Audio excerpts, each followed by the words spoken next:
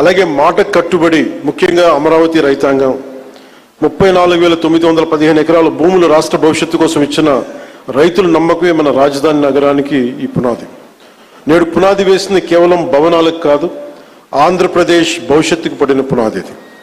అమరావతికి ఆర్థిక కేంద్రం, విద్యా కేంద్రం, ఒక పరిశోధనా కేంద్రం, ఒక మంచి పరిపాలనా కేంద్రంగా ఎదగడానికి నేటి పునాది బలం చేకూరుస్తుంది. ఈ క్రమంలో కేంద్రం నుంచి అందుతున్న సహకారానికి నిర్మలా సీతారామన్ గారికి ప్రత్యేకంగా ధన్యవాదాలు తెలుపుకున్నాను.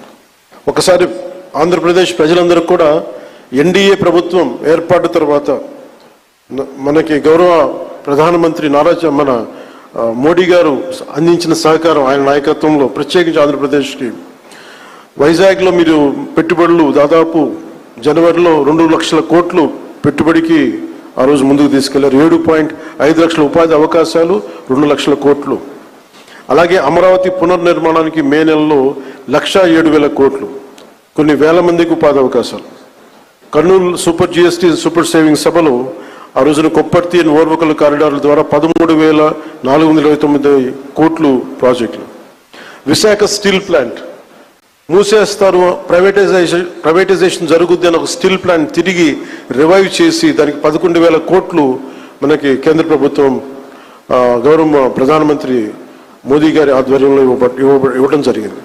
60,000 ప్రత్యక్షంగా పరోక్షంగా ఉపాధి అవకాశాలు వస్తాయి దీనివల్ల.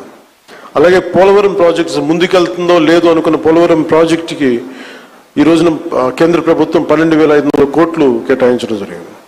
అమరావతి రాజధాని నిర్మాణానికి 15,000 కోట్ల రూపాయలు ఇచ్చినందుకు మనస్ఫూర్తిగా ఇలాంటి అంటే ఇది ఒకసారి కేంద్ర ప్రభుత్వం ఎంత చేస్తుంది, మనకి రాష్ట్ర ప్రభుత్వానికి ఎంత అండగా నిలబడుతుందని చెప్పడానికి ఇవి బలమైన తార్కాణాలు, బలమైన నిదర్శనం.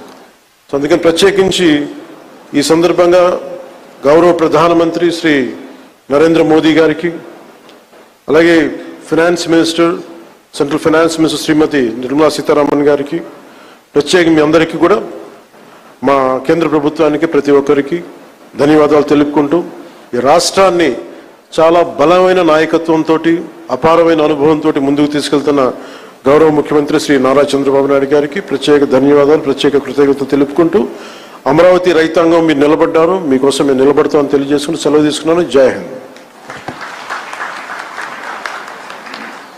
Thank you sir. Thank you.